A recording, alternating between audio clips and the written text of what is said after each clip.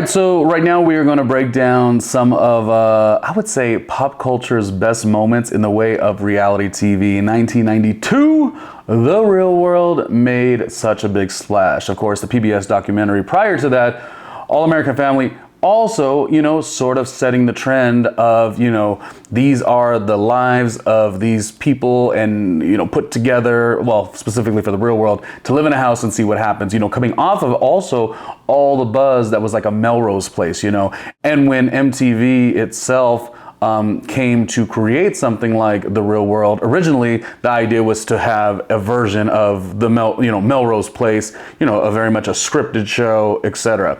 And saving money, I suppose, or just trying a new genre, the docu style, gave way to The Real World. So what I want to do today is really break down what I think are some of the wonderful big seasons of The Real World.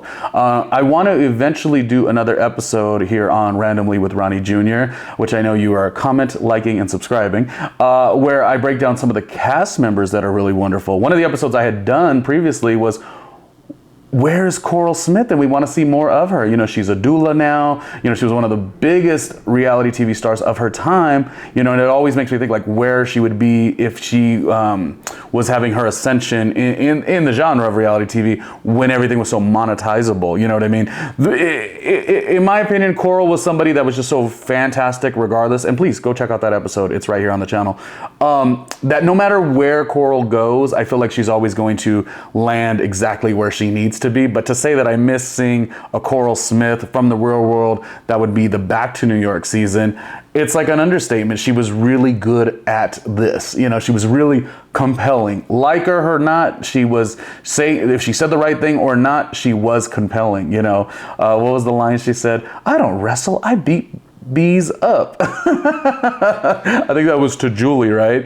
And Melissa from rural New Orleans didn't like her as well. Anyways, I want to go down through so many seasons. The Real World eventually got a version of a spinoff by way of an Atlanta season after the 30 plus seasons.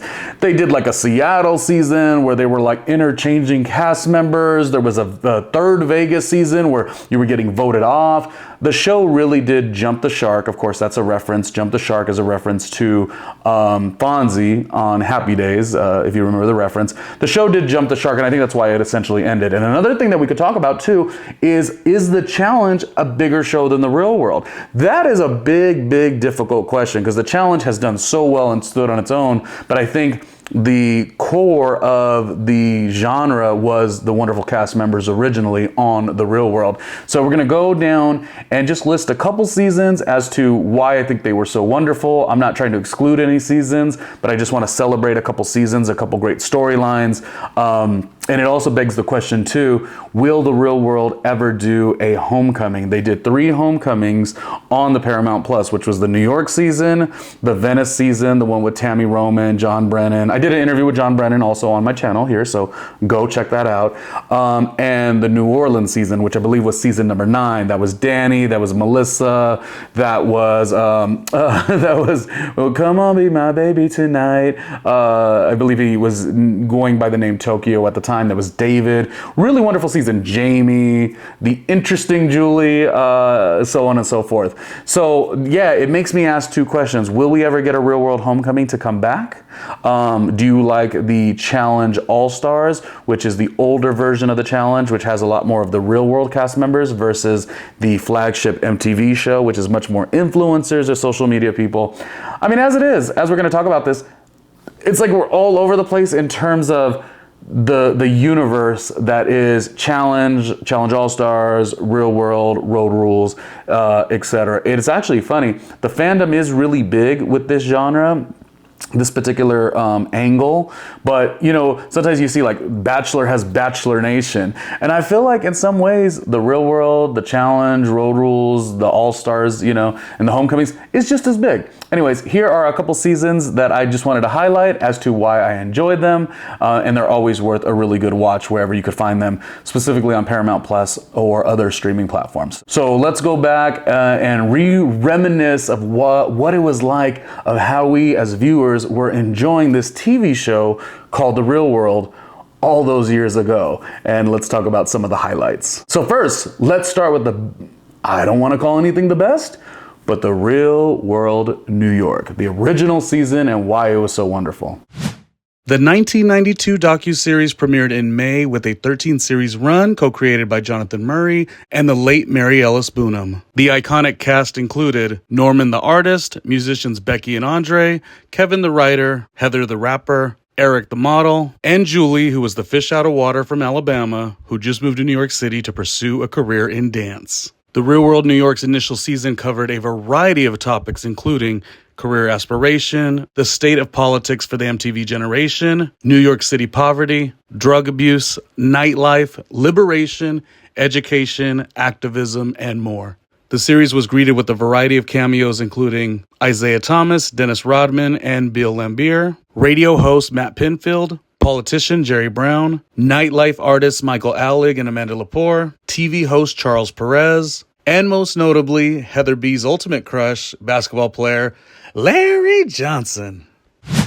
Okay, so moving on to the Venice season. The Venice season, a couple different elements. They had the Winnebago kind of basically come from where they met with John, which was Tammy, Dominic, and John coming across to Venice Beach. Sort of like an entry-level idea of like a Winnebago, which later turned into the Road Rules. You know, the Road Rules really was that. You were in a Winnebago, you were going across the country, you were doing challenges. But what makes Venice Beach interesting is, I don't know that it's the best season, but you can actually say there are some wonderful cast members on the show. You know, Tammy Roman has had a huge amount of success and currently still doing a ton of stuff with a bunch of other networks, the Miss Pat Show, VH1 Network, etc., etc. She was a staple on a TV show called Basketball Wives for years and years and years. And you think about it too, because one thing that I loved, again, Venice didn't all completely feel cohesive. They did have the big moment with David getting kicked out. That was the first time we kind of seen that on TV as a real world cast member getting kicked out. But what I think is interesting, just going back to Tammy for a second, is that you have this moment of like, if you really look back at her season, both the work she was doing, both some of the issues she was bringing to the table, how difficult those things were to talk about, and really getting a reaction, not just from her cast members, her housemates, but from what that's going to look like when the show airs all these years later. And I say that to say, you know, to say there's a reason why Tammy Roman has continued to be so successful after The Real World, because a lot of people do the show and they have a little bit of a run, a little bit of success, but it doesn't go anywhere. And Tammy has done a really wonderful job. I've seen her in a lot of other of her programs that she's worked on, and she's just equally as funny. She's just, you know, different, and she's aged up to who she is of today. But going back, when you really go back, it still is a pretty great season. There are some wonderful cast members. Irene is on the show. Beth, say what you say about Beth. Beth was authentically always Beth. She always kind of got on your nerves in a way. She did have a nice, delightfully bright light about her. You know, I remember the season, and I think they should have done this more, where I think they were like all trying to go to some type of party in Beverly Hills, and it was something that would like potentially like better their careers or whatever. You know, like Beth was like trying to work in production or something like that. Her being left out and embarrassed, like, although that's nothing you want to watch, you don't want to like laugh at her about it. It just felt very like, you know, you're seeing these cast members come to this wonderful Venice Beach house and they're aspiring for their dreams, and they're having these bumps and bruises along the way. You know, much that anyone would do who, you know, comes to chase their dreams. You know, David, say what you say about David, and he had the biggest moment on the show, being kicked out. You know, David already, you know, had got casted in the TV show House Party. House Party. Yep, with Kid and Play. He was already having a little bit of a run with his success in comedy. And so I think those early stages in terms of the LA season where they got it right was they had Dominic was a music writer or executive. I think it was a music writer. So you had a lot of really fun, creative people doing really creative things, trying to take on Los Angeles. And I thought that was cool. They definitely got that right with season 1 too, as I mentioned. The New York season, you know, the Heather, the Kevin, the Julie, the Eric Nice, who went on to the grind, Above the Rim, and other things, and has certainly evolved in so many ways, as I was, you know, mentioning that season too. All right, so going on to a couple other seasons, honorable mentions, the Seattle season, I believe the Boston season, obviously huge impact. I know a lot of women who really did take to Genesis quite a bit. So those seasons I wish we could find, more and more. I wish we could re-see them on streaming. It's a little more challenging to find them, but those were the wonderful storytelling seasons. The show moved into a debaucherous direction in Hawaii, and while it gave the show a little bit more of a buzz, it's not a show that is timeless. You go back and it really is sort of an uninteresting show. Watching it, yes, the buzz was there. You know, when that show came out, the Hawaii season, I think I was about like 18 years old, maybe 19, maybe 17. And it's like, it felt fun to watch, and the zeitgeist of everybody talking about the show was cool, but to me, it wasn't a good show.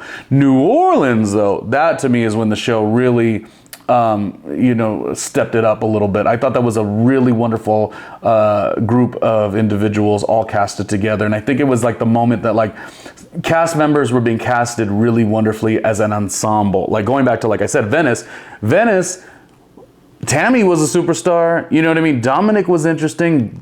John Brennan was, really kind of like sitting on that moment to like really boost his career. It was all fun to watch, but like the whole house sometimes really wasn't exactly compelling. New Orleans is when I think they got it right. That's when they started really gelling the right people together. And it was really, really a fun watch. I always have a soft spot in my heart for the Back to New York season, Coral, Mike, The Miz, essentially a guy from Ohio, and he'd have that little fake wrestling belt at the end of the season. Like he kind of branded that throughout the season. Who would have knew that when he did the Real World Back to New York, which I also like that it was a fall season. It wasn't a summer season. I'm sorry, not fall. It was a winter season. I don't know why I like that, but it's always kind of interesting to see the East Coast shows that do a winter season versus like a hot summer season. I don't know. I don't know why, but it's interesting to me. But Mike, who would have knew that Mike and some of the vulnerabilities, and he sort of stepped in it a couple times. But those bumps and bruises, that who would have knew that he would succeed the way he has? I mean, he essentially has not been off of television in his own shows for that entire duration. So that's the early 2000s. I don't know, by watching that show that season, I would have thought Mike the Miz would have had the longevity that he does. That season, I think maybe Nicole, she seemed like she wasn't around enough. I think we needed more of Nicole. But I think every other cast member was fun. Lori gave you like kind of like I believe she was one of the online, this is when online became a thing. She was one of the online winners or something of that nature. And she was fun. And she wanted to be like the next Nicole Scherzinger or something like that. Although I don't know if Nicole Scherzinger was a thing just yet. But the time, the era. She dressed in the garb of like very like Coyote Ugly, the movie, remember? In fact, Nicole Scherzinger, side note, she started essentially, on Pop Stars, another reality show about making the band, so to speak, called Pop Stars with Eden's Crush. Remember Yvette Sosa? Was it Rosanna? It was a bunch of people. It was a really good show. But Lori, to me, occupied that level. Like she was like that girl. She was like, I want to go into music. I want to have like a cool little music career. She didn't have a ton of ambition. But what made her fun to watch is you always like it when like a real pretty girl is like a little bit vulnerable or kind of not very good at trying to date. And I believe she really struggled with dating Kevin. And so I think that was like fun to watch. She was harmless, you know what I mean? She probably could have given a little bit more, but she was also really fun to watch. She was harmless. Sometimes a pretty girl like her, like Lori, they could have somewhat of an attitude, I guess, potentially. She actually was the opposite. She was a little bit more embarrassed and nervous and goofy. There was also Rachel. Rachel was the like fish out of water, new to New York. That was kind of her thing. And of course, Coral. Coral really was the show. She made the show. Coral made the show. I liked where that house was. There was the three different Real Housewives of... There was the three different real world New York houses. Specifically, there's the one in Soho, which was the first one, like Heather B, Norm, Eric Nies, and everybody. The second one was more, I think, tucked deeper into the West Village, okay? So I think just, if it was me, like I would love to live in that house. Like I thought that was a good location. The last Real World New York was in Brooklyn. Great idea, but I believe I had heard the rumblings that the Brooklyn season was actually going to be in downtown Brooklyn. I think that would have been wonderful. I think, you know, like a Cobble Hill would have been wonderful, et cetera, et cetera. Carroll Gardens would have been wonderful, but I think in the last minute they took it to Red Hook. Now, I've walked by that house in Red Hook, and it does look wonderful. I mean, it's not a house anymore. I think there's like a winery or something like that. But one of the things I think that's always challenging, I thought this in the San Diego season, is when you have a house, and this is probably a production thing, when you have a house that is so kind of further out and harder to get to, I think you lose sort of the excitement. A lot of the time with the Real World, it's these 25-year-olds, 22-year-olds, 21-year-olds, you know, they're working on their career, they're hitting the town, but, you know, they're also, you know, romancing, you know, this one and that one. And something about like having the house so far away, to me, like slows the energy down. Like I said, San Diego, the second San Diego, I think they were beautiful home on the cliff overlooking the water, but it was way, way, way away. Whereas the first San Diego season, that's the one with Brad, Robin, Randy, Frankie, the late Frankie, Cameron, who went on to do Bravo TV, Southern Charm. That one was more in the mix, closer to, you know, maybe like the, Gas Lamp District, et cetera, et cetera. So that one made a lot more sense in terms of that. Although I think that house created some also things that had to be edited out of the show in a very difficult way, if you get what I'm saying. Just do your research on that. Yeah, I don't think everything went great, but it was a good season. That San Diego season was really good. Anyways, my point being, the house location matters. So as we talk about Real World back to New York, I like that they were in the West Village. The Soho House, also amazing. But I liked the West Village one. I think that was like a cool location. And like I said, the third New York, Red Hook, it was spacious, but it was really kind of pushing them further away, and you're just kind of out of the mix, which I don't really. I think there could have been other places in Brooklyn they could have done for that third season of the Real World New York. As we're talking about the Real World back to New York, you know, like I said, Coral, Mike, Kevin, Rachel, Lori, Nicole, and Malik. Was that all of them? Yeah. What I also liked about that particular season is they were working within the music industry. So I liked that their job, I think they went up to like a radio station. You know me, I've always worked in radio. So they were working at a radio station. So I think the show at that point had not jumped the shark. It hadn't gotten to the point where where all the other like bells and whistles, you know, remember like the Real World San Francisco, not the first one was really good, but the Real World San Francisco, where they would like the explosions, where the X's came in. There was one, Corey, you know, Corey from The Challenge. He was on that. Who was the girl? She left the first day or something like that, but she ended up winning. Mitchell's her last name. She ended up winning a bunch on the challenge. Ashley? Yeah, I think it's Ashley.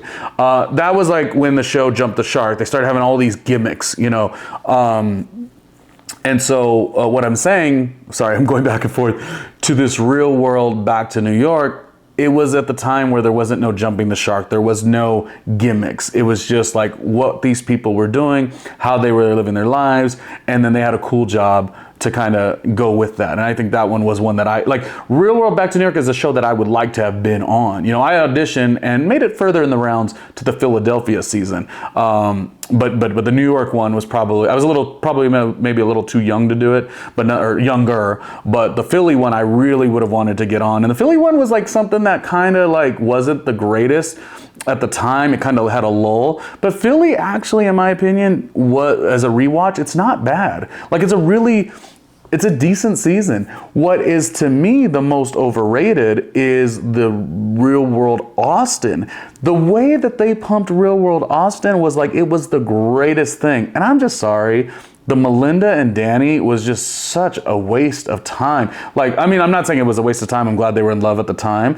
But the time spent on like how wonderful this is. It was a snooze fest. The house was ugly as can be. Remember those pastel colors of that house? And I'm only saying that because I think what happened was MTV realized, and maybe the numbers reflected this, Philly didn't do that well. Again, rewatching and as a timeless piece of work, the Philly season was really good. That was the season that Karamo was on. And of course, Karamo has had a huge success since then. One of the most successful, probably. He has his own show, so that's pretty successful. He's doing very well. But I think Philly did really bad. So, like, I think when I remember the MTV marketing and the commercials and the ramp up of the new season, it was like, it was kind of like MTV's way of saying, but wait, okay, it's not, they didn't say this in the commercial, but okay, Philly, but guess what? Austin is going to be that season. And looking at it, Wes has done well on the challenge, but who did they have? Rachel had a story to tell. Melinda, oh gosh, I mean, I know when Melinda did the Real World Road Rules Challenge All-Stars, I was like, I don't see the need. Danny, I mean, he went through some stuff. He definitely did, not only with the, he had got hit and there was a lot of damage to his eye, but he also, I believe, had a interesting and strenuous relationship with his mother. I think it was his mother or a stepmother. And, she, there's the scene where, she had passed and, he had to receive that information. So it was kind of like a snowball effect for him to go through quite a bit. So there was some stuff, but the house didn't look interesting. They had a cool job. They were working in production. I know Nehemiah on that season, he seemed to be the one that was most interested in that. But Nehemiah is somebody on that cast who was okay, I guess, on Austin, but has not really been compelling ever on the challenge. He's always right there with Wes, so they're really cool. And Wes has done very well, so you would think he'd be more interesting, but Nehemiah has not really ever been interesting on any of these challenge seasons. He does come back quite a bit because I think he's like well liked, he's friends with Wes and probably friends with a ton of the other cast members. But in terms of, we're talking right now here today on being compelling, Nehemiah struggles a little bit on being compelling. He just does. I don't know what it is. He just struggles a little bit. But yeah, my whole point of that was Lacey was on the season. Lacey wasn't much there. Rachel, Johanna and Wes, they were kind of dating. It just didn't really seem like a season that gave a lot. And so coming after a Philly, which was I believe a poorly rated season, and then Austin supposedly being really a big, like, wow, like the audiences are gonna get a treat. I don't think they did. And you get so excited because you're like, Austin, like this live music capital of the world. And I believe their home was a converted warehouse or something like that. And so it had all the bells and whistles where it could have been good, but the house was one of the most beautiful decorated houses. It just did not look good. So they had a lot of bells and whistles. They just didn't have cast members that made sense. And that first episode did feel really good. I was like very optimistic about it. Going through a bunch of the seasons, yeah, they went to all these different places. I think they did Cancun. Do you remember they had a one-off movie called The Real Cancun? Was it The Real Cancun? I think it was. That was also a little bit interesting.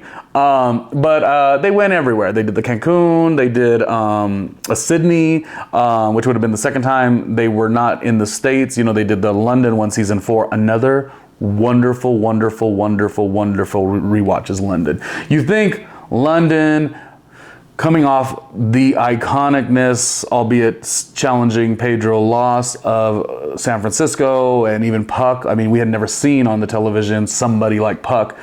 Coming off San Francisco into London, I think back in the day when those were airing on MTV, London didn't get its due, but I rewatched it, the whole thing. It's great. Anyway, so going to Sydney was like the next time. Actually, no, because they went to Paris. They did go to Paris. Can I tell you? I'm telling you about Sydney, and I'm telling you about Paris. And I'm going to tell you a second that I liked the DC season quite a bit. But for me, it's always going to be Chicago. Chicago, of the more, I would call the mid-season shows, because obviously your iconic ones are the New York, LA, San Francisco, maybe Hawaii, New Orleans, or whatever, and New York. But, and right after that, Vegas got a splash. It was okay. It was really fun to watch. Yeah, I mean, going to the Palms, you feel like, oh, wow, like what a cool, the real world was here. But, Chicago, to me, Kara was so, like, I could not get enough Kara Khan. She was so awesome. Never, ever did she do another season of the show. She never did the challenge, and but I just thought she gave so much on that show. That was the one with Chris and Nisa, Theo, that also had Carrie and Kyle. Kyle, who, you know, went on to be insanely successful within sports broadcasting or whatnot. That season I cannot find on Paramount Plus currently. I would always search for it. That has a couple complexities of some big life moments, if you know what I mean. So that that was aired. You know, they came off of the production protocol of not having any television because of what was going on at the time. And that's not what I would say that makes Chicago such a big season, but that's like adding to, like, Chicago really was wonderful. And in my opinion, Chicago, I think it's also a really wonderful backdrop. Like, it's a really, like, it's a city I've only been to twice, and I'm like, oh man, Chicago always gets me excited. You know, I grew up in SoCal. I love New York. I've lived in New York for about 7 years, but Chicago always has like something that excites me and intrigues me. And so the Real World Chicago really gave that. When I think of cast members, yeah, Anissa made a splash. Kara, to me, made a splash. She was the one who said we were getting it on or something like that. She made a splash. I guess Kyle made a splash.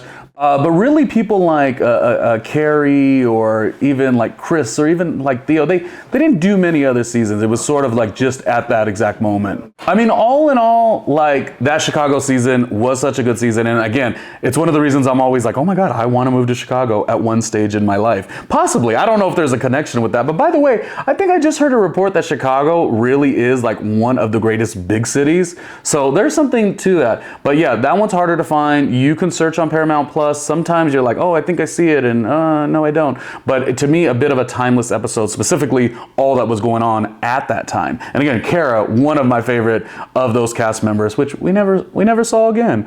Sometimes I have to search online and find her Instagram and see what she's up to. But flashing forward, before the shows that kind of went off the rails and jumped the shark or whatever, as I talked about the explosion season, the voting home season in Vegas, the skeleton season where their exes came back or something like that, or people in their lives, like, the show became not compelling in storytelling. It became compelling in like trying to be like Fear Factor even. It was a mess. Still some interesting people, but it was a mess. Probably the last season that I really enjoyed, obviously the Brooklyn season, you know, it still was okay. But the DC season, I was very connected to Mike. Mike only did the one season. In fact, he never did. He's very much a physical guy, but he always wanted to move more forward into acting. And you've seen him on different things over the years. He never necessarily blew up with like this huge name, but you would see him on like a This Is Us or whatnot, just like a little role. And he's always been an actor and done a ton of different things. But I think in the time where he was doing the show, it was where if you went to go do a reality TV show, you couldn't be taken seriously as an actor. So that's why, from interviews I've heard, that's why he's never went on to do the challenge. But I think he'd be great at the challenge. And you know, it was just, to me, DC was a good season. Mike, again, I related to a lot of the storylines that were going on there. I think it was great that he lended his advocacy to HRC. I think it was wonderful, his bond with Ashley. It was Ashley, I think her name was on that season. Emily and Ty. I was so into Emily and Ty. They were a very interesting dynamic, both of them independently and then when they came together. I think Josh was really interesting. He did play a little too cool for the room, but it also made sense as to who he was. I think he was very loving. I liked his musicianship. And by the way, that song was not that bad. Remember they performed? They were the group Wicked Liquid or something like that. The song wasn't necessarily that bad. I think I once listened to it as the track itself and it was like okay, but I think the way when it aired, the live performance, it was a little bit better because again he did have a little bit of star power. You had the other girl who went away for she didn't tough it out the whole season, but one of the biggest episodes to me, outside of a lot of the stuff that was going on with Mike, which I really related to, was the episode with Melissa Etheridge. I think that episode is called Brothers and Sisters. And see, this is what I'm telling you. The show wanted to go so debaucherous, but DC, for some reason, it returned to really compelling and thought-provoking storytelling. And the Brothers and Sisters episode was like a mash between some advocacy with like breast cancer and some of the stuff that was going on with the advocacy of some of the other cast members. So yeah, they're all 24-year-olds, 22-year-olds, 21-year-olds having fun, partying, drinking, hooking up. But I loved how the DC season was able to give you a little bit of both. And I honestly think that that's when that show kind of started to leave that. That's when it, I mean, obviously Vegas, they were all in the hot tub day one. But I think the show really, after DC, like I stopped enjoying it, and or I might have been getting older. You know, the first Real World aired, I was 12. You know, when the DC season aired, I was like, you know, late in my 20s. So you start to change your your viewing habits, right? But the DC season, I definitely liked. I don't know, that we've talked enough. So that asks the question, which Real World season was your favorite and why? Which one is timeless, meaning you could go back now and you could watch it and enjoy it just like when it aired? Was there a season that you overlooked and then you went back and you're like, this ain't so bad? Which I said London. London, season 4, coming off San Francisco, it was like, of the time, it was like London was a little boring, we thought. No, I watch it now. I'm a 40-year-old, you know, in my 40s. I'm like, oh, I love the London season, you know. Anyways, the thing about Real World, it is storytelling. Not every season, you know, but a lot of the show is storytelling, and it's a wonderful way. It is still TV, but it is a wonderful way to see different people and how you can relate to them. You know what I mean? That is one thing that they have always done on that show, is they've always sort of, I wouldn't say push the envelope, but they always went there. They always went there with different bits of storytelling. So I definitely think Real World, in the conversation of reality TV, it is a different thing. I'm bummed that the end seasons just fell so flat. San Francisco, the second Chicago, the second Seattle, and the newer version of Atlanta, they just didn't go anywhere. But I don't think that that type of programming is bad. So I look forward to another lightning in a bottle, Real World type show. Who knows? Maybe I'll create it. Anyways, before we wrap up, I'm glad you checked out this episode here. If you want to support, here is a way that you could do it. For more randomness, hit the Patreon at patreon.com/randomlyronniejr. Did you remember to like, comment, and subscribe? Oh, come on, stop being so lazy. This show has no budget, but whose fault is that if you don't like, comment, or subscribe? All right, so that wraps it up. We will go in detail next time on like who is your favorite cast member from these shows. Again, I said I loved Coral, I loved Kara, I liked Mike from DC. Of course, Pedro in San Francisco was such a moment. You know what I mean? So, who is your favorite cast member will be the next thing we talk about. But right now, we're just talking about the best Real World seasons and any overrated seasons. That Austin season was not good. I'm trying to tell you. All right. Till the next one, we'll talk to you.